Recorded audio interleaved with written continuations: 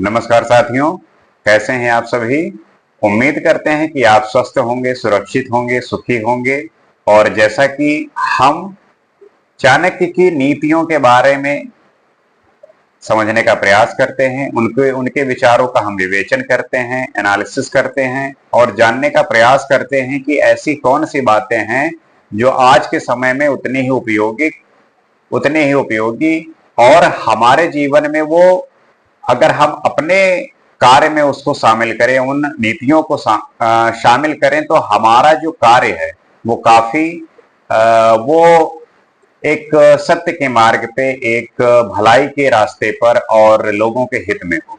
तो उन्हीं विचारों में आज कुछ और विचारों को देखते हैं और समझने का प्रयास करते हैं। वो कहते हैं, तैला अभज्ञे चिताध्येमु मैथुने क्षौर कर्मणि तावद भवति चंडालो यावत स्नानाम नाचा अचरेत। अर्थात तेल की मालिश करने के बाद, चिता के धुएं के स्पर्श के बाद, स्त्री से संभोग करने के बाद और हजामत आदि करवाने के बाद मनुष्य जब तक स्नान नहीं कर लेता तब तक वो चंडाल होता है।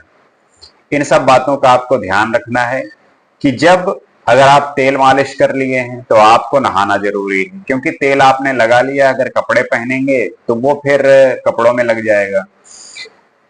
चिता के धुएं के स्पर्श के बाद, मान लीजिए आप किसी की मृत्यु हो गई है और उसको जलाने ले गए हैं, तो वहां से जब वापस लौट कर आए या वहीं पे जो है स्नान कर लेना चाहिए, क्योंकि वहां की जो अशुद्धियां हैं, क्योंकि आपने वहां पे बहुत अलग तरीके की अशुद्धियों को स्पर्श करते हैं, तो उसको साफ करना चाहिए। स्त्री से संभोग करने के बाद जब आप सेक्सुअली इंटरेक्ट हो, तब उसके बाद जो है आपको स्नान करना चाहिए। और हजामत आदि करवाने के बाद, अगर आपने बाल बनवाए, दाढ़ी बनवाई, तब जो है आप जो है स्नान कर लीजिए, क्योंकि जब बाल आपके लगे होंगे तो फिर उससे जो है आपको तकलीफ होगी।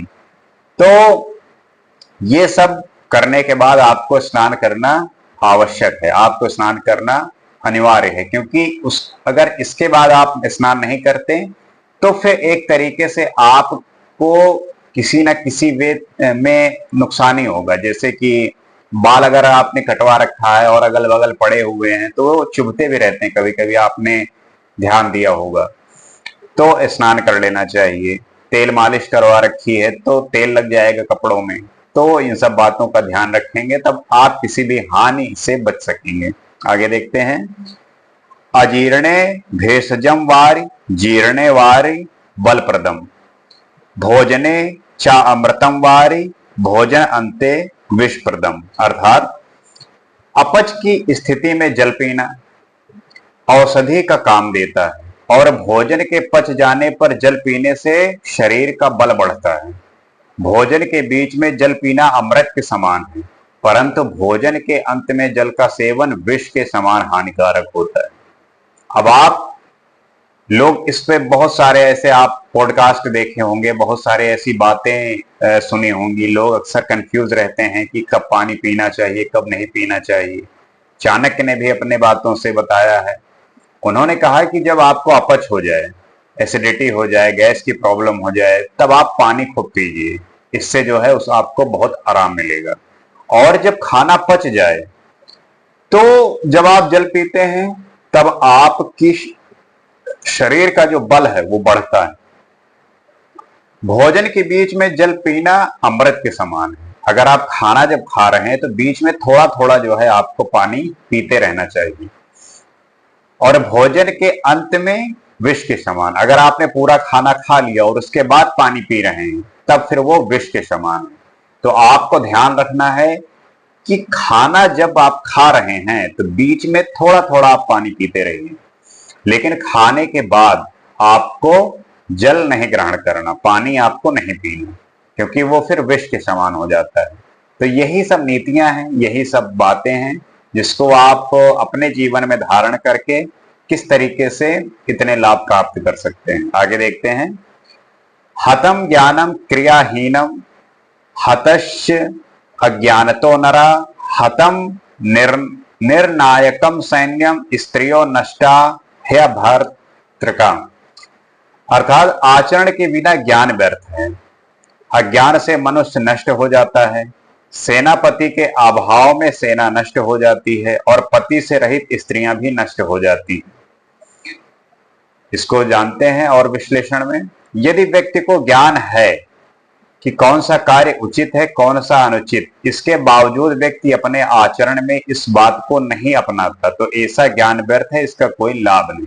अगर आप ज्ञानी हैं तो आपको पता है क्या उचित है क्या अनुचित है, उसके बावजूद भी अगर आप गलत काम कर रहे हैं तो फिर वो ज्ञान व्यर्थ है, किसी काम का नहीं।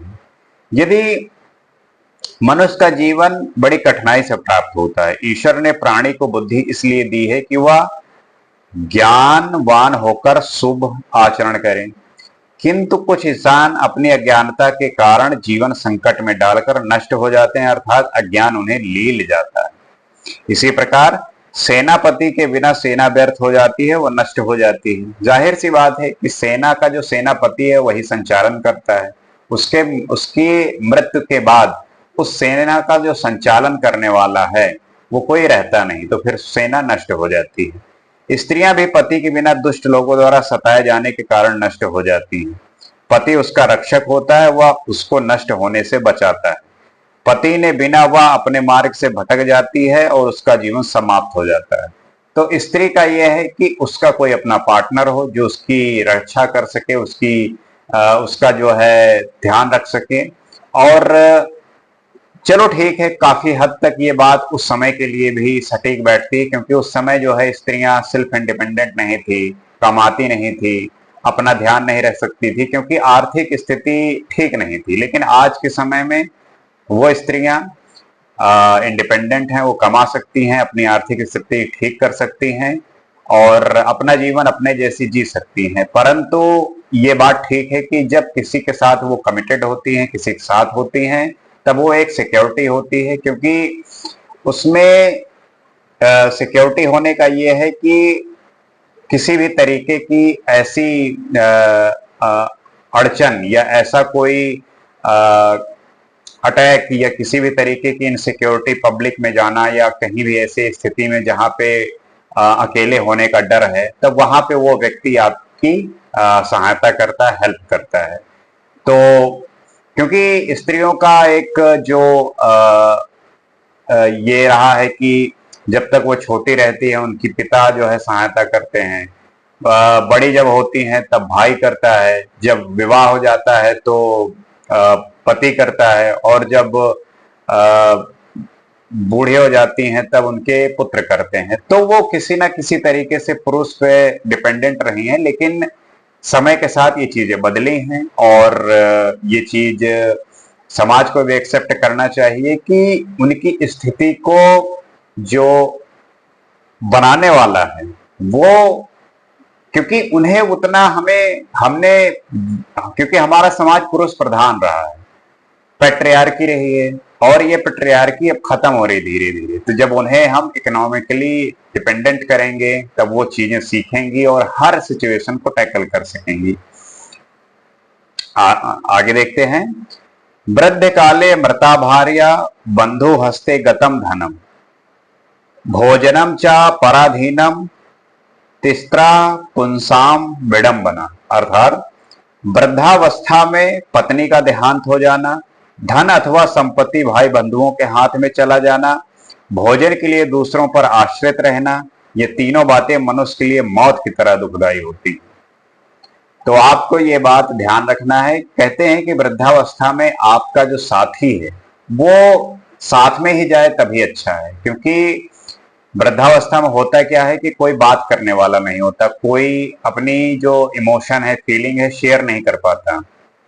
तब जब वो पार्टनर साथ में होते हैं तब वो आपस में बातें करते हैं, अपनी फीलिंग शेयर करते हैं, और इस तरीके से वो उनका जो समय है वो कटता रहता है। परंतु अगर किसी की मृत्यु हो गई तब फिर वो अकेले हो जाते हैं, किससे बातें करें, किससे अपनी चीजों को शेयर करें, वो फिर बहुत दुखदायक हो जाता है। वैसे ही अगर धन संपत्ति भाई बंधुओं के हाथ में चला जाए और भोजन के लिए दूसरों पे आश्रित रहना पड़े, तब ये तीनों बातें मौत के समान। तो आपको हमेशा ध्यान रखना है कि धन की रक्षा करनी है, और ऐसा हो कि भोजन जो है, आपको भोजन किसी दूसरे पे आश्रित ना होना पड़े। तो इन बातों को ध्यान रखना है और अपने जीवन में इनको धारण करके और इनसे अवेयर होके अपनी जो यूटिलिटी है, अपनी जो शक्ति है वो बढ़ानी है, उस पर काम करना है।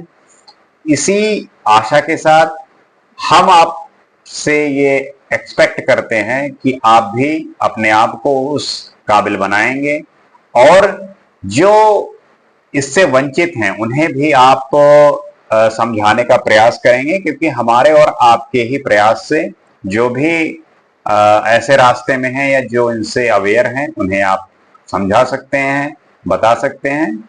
इसी उम्मीद के साथ आशा करते हैं कि ये बात आप समझे होंगे, और इसी तरीके से नए एपिसोड में हम कुछ और बात करेंगे, कुछ और सीखेंगे।